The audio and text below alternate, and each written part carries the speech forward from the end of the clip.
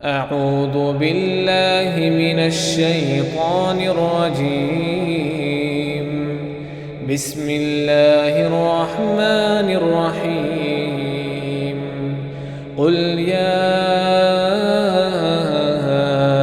أيها الكافرون لا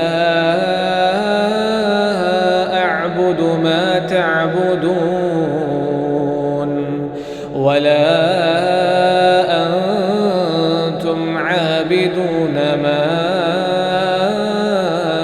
أعبد ولا أنا عابد ما عبدتم ولا أنتم عابدون ما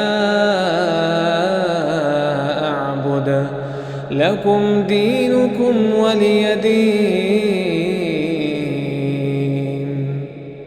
ए पैगंबर सल्लल्लाहु अलैहि वसल्लम, कह दो कि ए काफिरो, जिन बुतों को तुम पूजते हो उनको मैं नहीं पूजता, और जिस माबूद की मैं इबादत करता हूं उसकी तुम इबादत नहीं करते।